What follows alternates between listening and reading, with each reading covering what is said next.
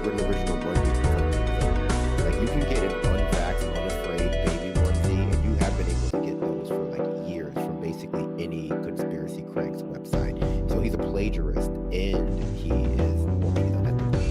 Yeah. I mean, he said on Lex Friedman in 2023, quote, "There is no vaccine that's safe and effective." And he has the gall to come out there, and in the same interview, he said the polio vaccine. He's a chicken shit. He's lying. This is the argumentative thing. This is a mock-invading fallacy, which is that you take a position in comes from making a podcast saying something like no vaccines are safe or women shouldn't be in combat roles. And then when you actually call that, you have to retreat to an actual secondary mobilization position, which is the academics and that is kind of being science or, I think women should be in combat roles. Well, we have stats. It's chicken shit. And every anti-vaxxer does this. And I didn't even play this. Maybe I can try to find maybe some social. I've been that's on this. Why do we have and then in the same sense, he can then to the right on abortion. And backtracked his own statements on that, which were pro-abortion in the past, back when he was the And I think we turn the sights on them now. Is they're all chicken shits. They are adults that are afraid of needles, and they are being politically manipulated because of their fear. And it's time we stop.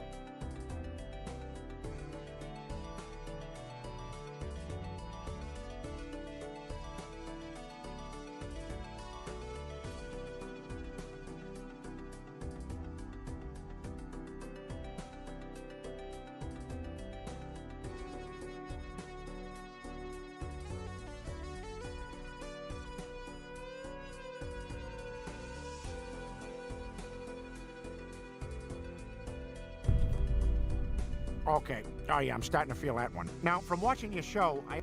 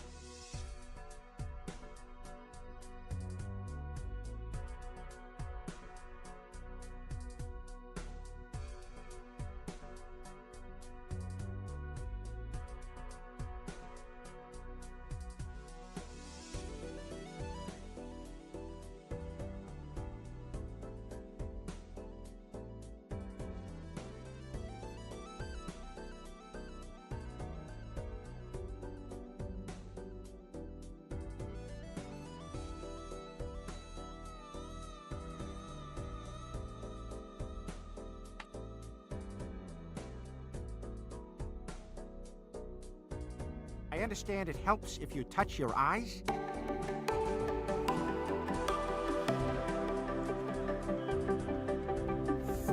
Hey, what's going on, everybody? For First We Feast, I'm Sean Evans, and you're watching Hot Ones. It's the show with hot questions and even hotter wings. And today we're joined by Peter Griffin. He's a titan of the American sitcom and star of Family Guy, which celebrates its 25th anniversary this year. Peter Griffin, welcome to the show. Yeah, your show's not going to work on me. I came here already crying and snotting and diarrhea. Okay, so I take it you've seen the show before. Are you the guy that makes glitter bombs go off when people steal packages? No. Are you the guy that pays for expensive eye surgery for people? Also no. Are you female bloopers? No. Wait, are you the hot sauce guy? Yeah, that's me. That's pretty much all I've told you so far, but I'm happy you're here. It's nice to be a part of the decline of American journalism.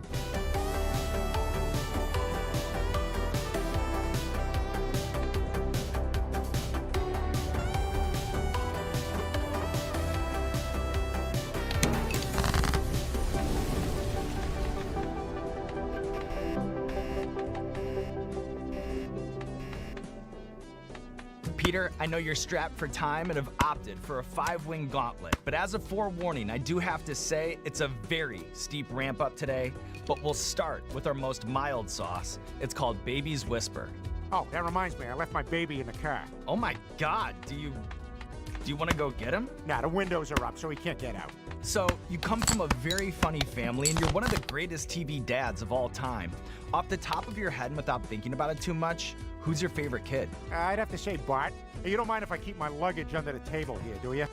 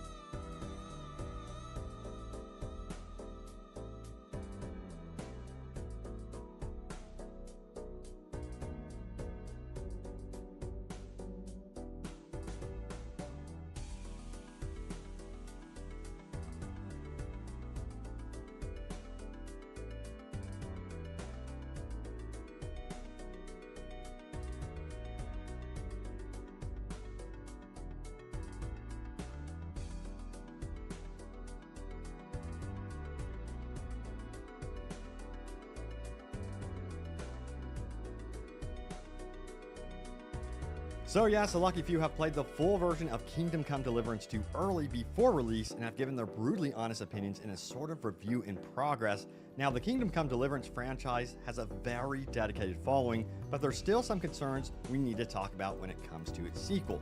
How's the AI holding up? Are the side quests and activities interesting? Is it open world fascinating, or is it just a bunch of open space with nothing to do? Has the game been watered down compared to the first game to appeal to more people, or does it keep its DNA intact? And how does the combat compare to the first game? And what about performance and bugs? We'll talk about it all in this video. Also, I'm doing a very big Kingdom Come Deliverance 2 giveaway. To enter for a chance to win a copy of the game on the platform of your choice, see that link in the top pinned comment. Now, we gotta talk about the open world. So the open world of Kingdom Come Deliverance 2 is apparently a marvel of design, filled with secrets, stories, and surprises. And also, I don't think a lot of people realize this about the open world design of Kingdom Come Deliverance 2 is that it has two distinct maps. We've got the Bohemian Paradise and then the Trotsky map, and these are going to be pretty different and feel very handcrafted. I mean, clearly you can see there's a passion here from the dev team in crafting this world. I think it goes without saying. But yeah, you'll find bustling cities with tons of NPCs, things to do, taverns, and apparently venturing beyond these walls can be very very risky, especially at night. And if you hear wolves howling, you've been warned, because apparently a lot of the wildlife in this game is very dangerous. Unlike many open world games that rely on map markers and waypoints, instead Kingdom Come Deliverance 2 encourages unguided exploration. NPCs share rumors and leads, and it's up to you to follow them. Did someone at the local tavern perhaps let it slip that there's a criminal hiding out somewhere? Or perhaps there's some hidden loot within the graveyard? You really have to open up your ears and listen to what's going on, and then naturally head to those spots on the map yourself. And I really love the game's map. It is stylized and doesn't always lead you directly to your objective. The game is constantly encouraging you to explore. But what about those side quests? Apparently those are also a highlight as well. They're not just filler content, but meaningful stories that add depth to the world. And one quest came to mind through all the early playthroughs, and it was described as a spiritual successor to the infamous Night Out with Father Godwin from the first game. Promises to be apparently a very memorable experience. Now the world is vast, but it's the attention to the little details that make it feel real. From the bustling towns to the quiet countryside, every location tells a story. Now, this approach encourages you to pay attention to dialogue and immerse yourself in the world, rather than simply following a marker and being kind of like brain dead. Nope, you got to think this through and really look at the world that you're in. And also, apparently the world is filled with tons of dynamic events. You might stumble upon a group of bandits ambushing a traveler or a merchant whose cart has been broken down. These events add a sense of unpredictability to the world, making every journey feel unique. The game's day and night cycle and weather system further enhance the immersion, as you'll need to adapt to changing conditions. Traveling at night is more dangerous, for example, but it also offers opportunity for stealth and ambushes, so you can change up your playstyle according to whether it's day or night. And by far, one of the most intriguing aspects of Kingdom Come Deliverance 2 is how it handles character progression. After the prologue, Henry is stripped of his possessions and essentially left in a vulnerable state. This reset creates a sense of urgency as you work to rebuild his strength, equipment, and reputation. However, unlike the first game where Henry started out as a bumbling novice, Kingdom Come Deliverance 2 gives him a baseline of competence. Even at his lowest, Henry feels like a seasoned adventurer, and acquiring decent armor or a weapon quickly puts you back on track. And the progression system itself is deeply satisfying from early impression. Every step forward feels meaningful here. It's not just about leveling up stats, but also reclaiming Henry's identity and place in the world. And the skill system itself is expansive, with dozens of skills to level up, from combat and stealth to alchemy and blacksmithing.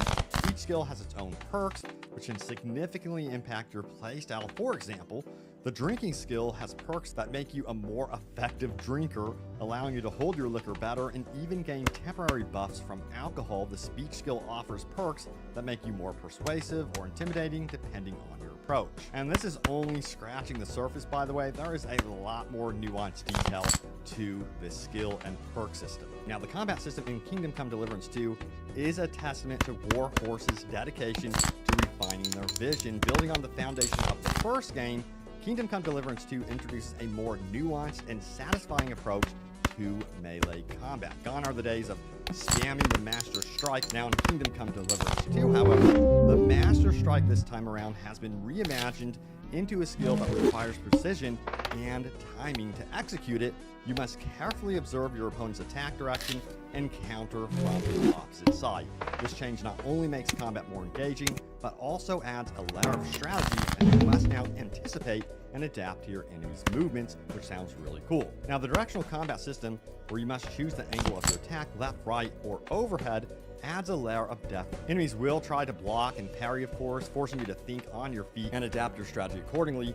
Combos, which require specific sequences of directional attacks, add another layer of complexity, making each fight feel like a deadly dance. Now, the game also introduces a new piercing thrust attack, executed by pointing the stick downward, which adds yet another tool to your arsenal. And there's also some weapon variety involved here as well. We got some long swords, some axes and maces, and the differences between all of these weapons really does matter. You can really feel the brute force, for example, of the axe and mace, and more of the nuanced nature of handling a longsword. Each weapon type has its own distinct feel, and the game encourages you to experiment with different styles. Whether you're engaging in a thoughtful duel or bashing bandits with a club, the combat system is both challenging and and rewarding, and according to early impressions, feels less clunky than the first game, which is fantastic news. Also, it's worth noting that long-range combat with the bow and arrow and even the crossbow have been greatly improved. No longer does it feel like you're missing every other shot. Instead, it feels like this time you can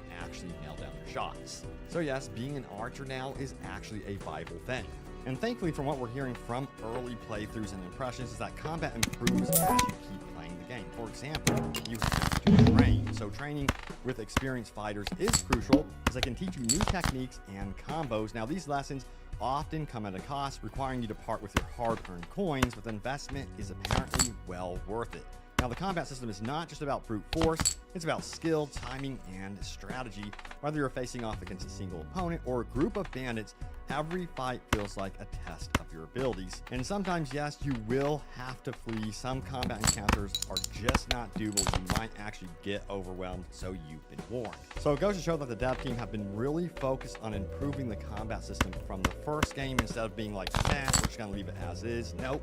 They fine-tuned it, and it looks like it's going to be a fantastic time. And the loadout system is another welcome addition, allowing you to save up to 3 custom weapon and outfit configurations. This makes it very easy to switch between different playstyles, whether you're gearing up for combat, sneaking around, or trying to impress locals. The system adds a layer of convenience without sacrificing immersion, as you still need to consider the weight and noise of your gear. There's a lot more to it than just aesthetics here, because it definitely influences how the world reacts to you as well, as NPCs will notice if you're wearing something fancy, or perhaps you enter a more rich region. They will also notice if you are wearing something that is dirty, you might have to clean up before you head to certain events, and this sort of thing definitely influences how the world treats you. And mentioning how the world treats you, we got to talk about crime, punishment, and stealth. So yes, the crime and stealth systems in Kingdom Come Deliverance 2 have been significantly improved here.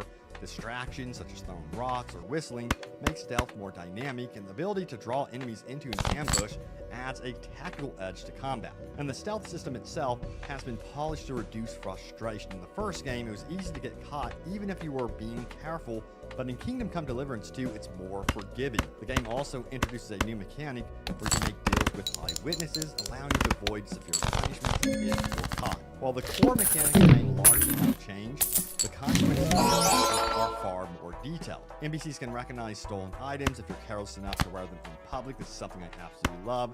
An example of this was being able to steal boots from someone's chest and then walking around town, and then you stroll by the dude that you stole from, and he recognizes his boots on your feet and calls you out for it and goes get a guard. This sort of detail excites me for this game. And yes, if you get spotted or caught, the punishment system is definitely interesting here, because there's layers to it. At first, they might brand you so that you are spotted as a criminal throughout the world, and then ultimately, if you get caught over and over again, you can actually be executed. But you know, it's also very realistic. If you're not spotted and you get away with the crime, you get away with the crime. It's not going to influence your reputation or anything like that. And while the stealth system has improved from the first game, it still has its quirks. NPCs can sometimes behave unpredictably, and the AI's awareness levels can feel quite inconsistent. For example, guards might notice an open door, but entirely fail to detect a player hiding in plain sight. And when it comes to comparing this game to stealth-centric games, yes, the stealth system does lack that certain depth. And while darkness and noise levels do play a role in stealth, the options for creative stealth approaches are somewhat limited.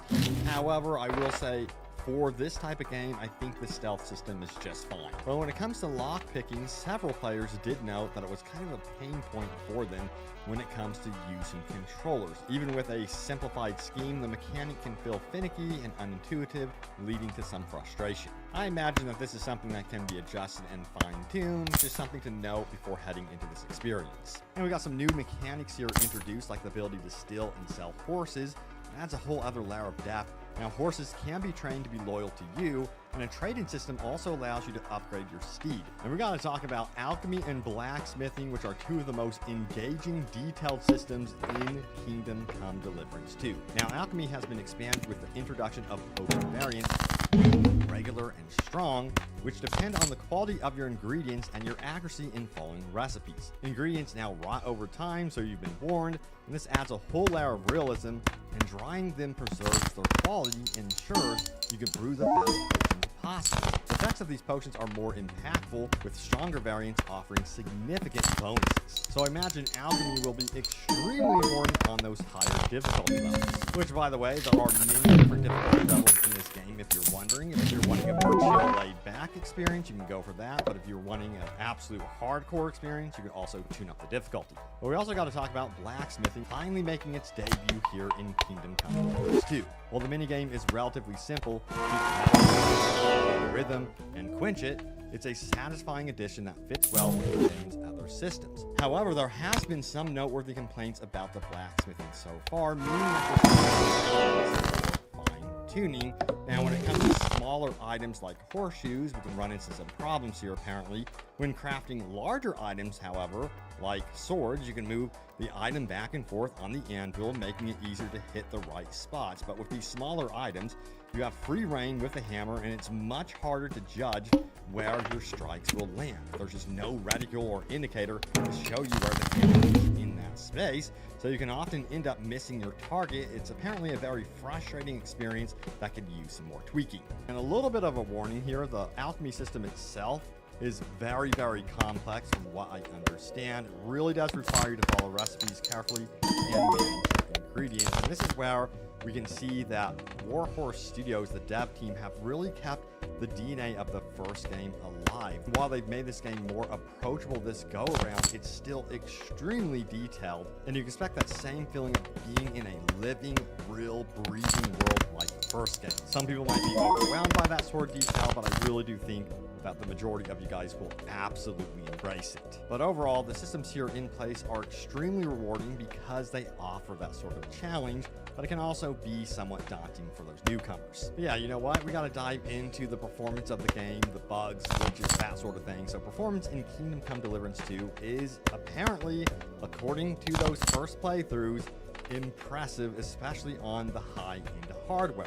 Now, settings were maxed out at 4K, with the DLS enabled, by the way, so that's noteworthy. And while there are occasional frame drops during autosaves, the overall experience is stable, apparently, and yeah, it does look visually stunning from what we're seeing from early gameplay. However, there was some mention of the game being quite demanding on PC, especially on the CPU. Players with mid-range systems may struggle to achieve consistent performance, even with lower settings, but only time will tell if this is true. You gotta remember, a lot of these early access playthroughs are being experienced on super ultra PCs. So it's gonna be interesting to see how well optimized Kingdom Come Deliverance 2 is when all is said and done at launch. But you know, I've been so busy talking about the PC version of Kingdom Come Deliverance 2, what about the console versions of the game, specifically PlayStation 5 and Xbox Series X? So, Kingdom Come Deliverance 2 offers two modes for both of these, a fidelity mode and a performance mode.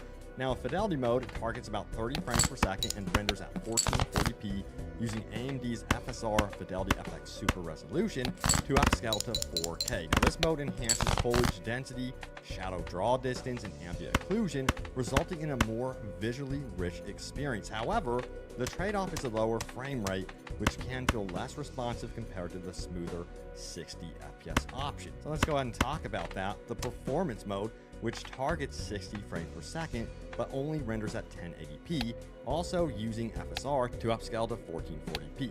And while the resolution drop is noticeable here, the boost in frame rate makes the game feel more fluid and responsive, especially during combat exploration. But it's the PS5 Pro that really stands out and is described as kind of like the best of both worlds. The PS5 Pro version of Kingdom Come Deliverance 2 eliminates the need to choose between fidelity and performance modes.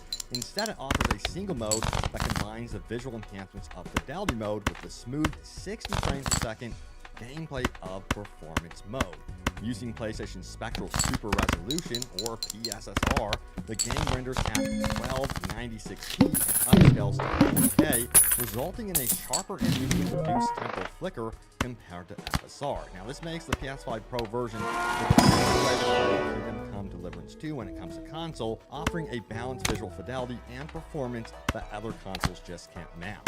And when it comes to the Xbox Series X version, it falls a little bit behind the PS5 in terms of frame rate stability and optimization. Now, the fidelity mode is visually impressive, but performance mode's occasional dip below 60 frames per second can be frustrating. And of course, Xbox Series S is described as the compromised experience. And I think that goes without saying. Also, Digital Foundry did note some visual bugs and quirks when playing this game on console. Yes, they do describe it as a technical achievement, but it's not without flaws apparently. There are some flickering materials and odd camera jitters during certain actions, and it is noteworthy though that there will be a day one patch which should address some of these issues, but just remember this is a very ambitious game. It's not going to be without issues. And the game's landscapes are breathtaking with dense forests, rolling fields, detailed towns that bring a realistic medieval world to life, and that's a key word here, realistic. It's not going to be like a full-blown fantasy medieval world with dragons and that sort of thing. This is very much a real take on the medieval world. But yeah, you know, with the first game, bugs were a significant issue, and they have been largely addressed. We'll see how that pans out though, because we have had games released where it's like the first 50 hours or 50 hours feel great, and then after that, everything absolutely caves and it just doesn't feel good. It feels like something has happened, something has gone wrong. Hopefully that's not the case with Kingdom Come Deliverance 2, because apparently, from the first impressions, bugs real game-breaking issues thus far. However, there were some bugs that I do have to mention. There were missing pieces of dialogue and some technical problems, frame rate hiccups and that sort of thing, so there are some chinks in the armor, but nothing absolutely alarming. But let me tell you what, Warhorse is extremely confident in this game. They've been having YouTubers and critics playing the game currently, and they haven't been afraid to show off their play sessions with the world, and it just seems like this game is ready for launch. And also, Kingdom Come Deliverance has been described as a slow burn with immense rewards, and it's not a game for everyone apparently. However, I think a lot of people will embrace this one simply because it's going to be something new, something different, something very detailed. Now, it has a deliberate pace, complex systems, and commitment to the historical accuracy might deter some players looking for a more accessible or action-packed experience. I just don't think that is the case. I feel like I know you guys want something that is detailed, that is genuine and authentic. I think that's what a lot of you guys are looking for. But this game definitely values immersion over convenience, storytelling over spectacle, and player agency over hand-holding. And one of the biggest things I've heard from these early playthroughs is the characters are richly written, the world is meticulously crafted, and gameplay systems are deeply and accurate, but it really is the personality of the game that continues to stand out with the characters, with Henry, with the interactions, and I think that is what is important when it comes to an open world RPG. Or you're just going to lose interest in the world, you're going to feel like giving up. There's nothing interesting for you at the end of that trail or in that city. What's the point? So we'll see what happens with this one. Kingdom Come Deliverance 2 is shaping up to be something super impressive. I've also heard some people say that this is going to be their game of the year, that it's one of the best games they've ever played. We'll see if it turns out to be true, but there is definitely some recent hype with this game that has me very curious. And for those of you that missed out on the first one, apparently you really don't have to worry about hopping into that one. There will be some sort of recap as well. And the tutorial itself is apparently very detailed with telling you what's happened previously. So there's no real worry with the interactions. And I think that is what is important when it comes to an open world RPG. Or you're just going to lose interest in the world. You're going to feel like giving up. There's nothing interesting for you at the end of that trail or in that city. What's the point? So we'll see what happens with this one. Kingdom Come Deliverance 2 is shaping up to be something super impressive. I've also heard some people say that this is going to be their game of the year, that it's one of the best games they've ever played. We'll see if it pans out to be true, but there is definitely some recent hype with this game that has me very curious. And for those of you that missed out on the first one, apparently you really don't have to worry about hopping into that one. There will be some sort of recap as well. The tutorial itself is apparently very detailed, telling you what's happened previously, so there's no real worry there. Also, they do have big plans to support this one in the long roadmap as well, expansion DLC, all lined up, so they aren't just going to end support for this game once they actually release it. So that's good news. But yeah, waiting for this one to release. We are nearing release, February 4th, 2025. It is nearly here. Cannot wait to get my hands on this one. But thank you guys so much for watching. Stay tuned for more, and I will see you all next time. Take care.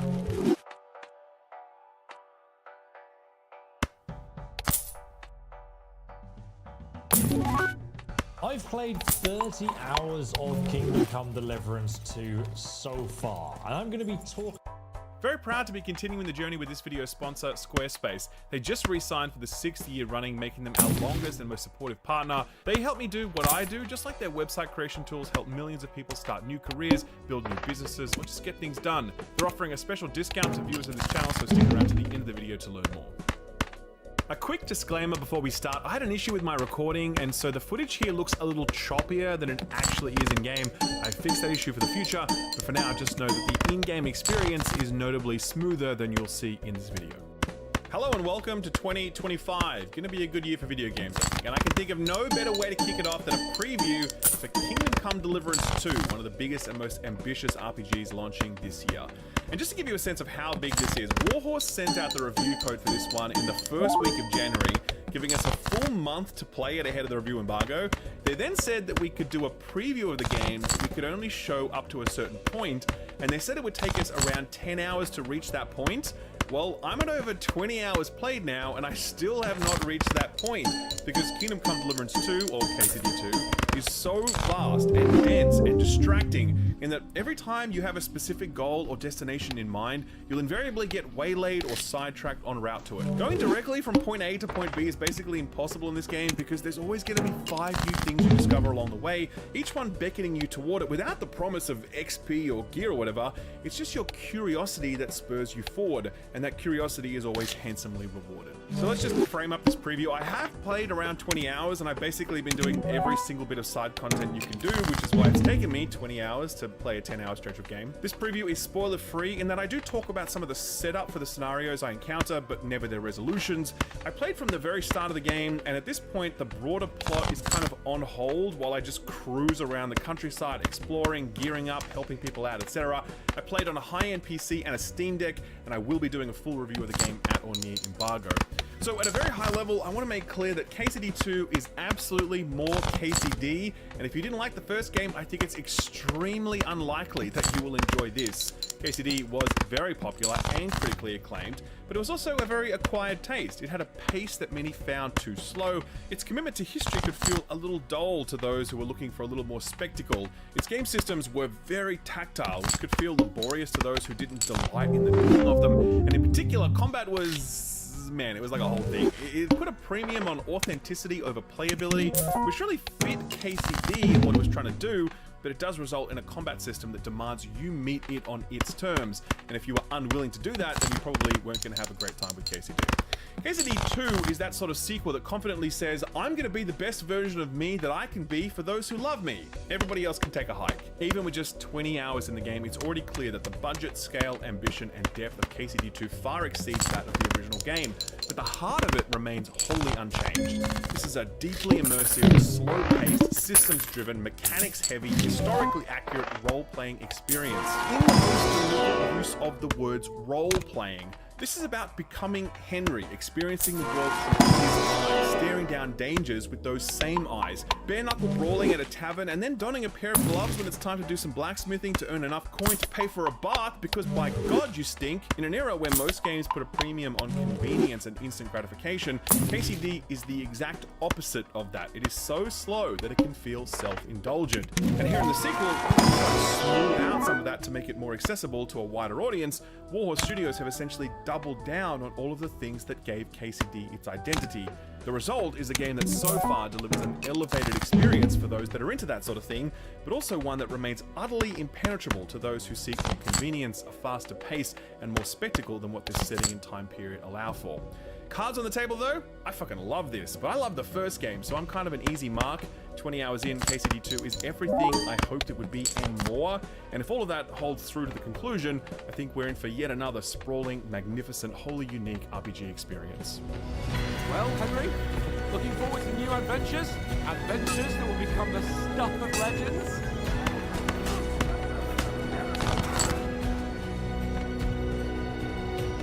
From the moment the first cutscene rolled in KCD2, I was like, whoa, you guys had a lot more money this time, didn't you? The presentation of KCD1 was no slouch, but it did have some rougher edges, and it's also 6 years old now. Here, these in-engine but pre-rendered cutscenes are just the first taste of the visual uplift that KC2 delivers, because as impressive as they are, it's far more impressive when the pre-rendering stops and the gameplay kicks in.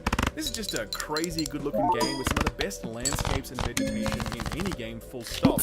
my 20 hours has been walking through or riding through the countryside, and Warhorse have put an extraordinary amount of effort into making that countryside look remarkable. When you finally get a horse and you push out from a tree line into a rolling field and you dig those spurs in and the horse breaks into a gallop, it's almost like you can feel the sun on your face and the wind in your hair. It's a combination of the design of these landscapes, the way they're colored and lit, how densely detailed they are, and how endlessly they stretch out before you. It's some of the most beautiful nature you'll find in any game, and it makes your lengthy commutes very pleasant because even when there's not much going on, there's plenty of lovely scenery to look at.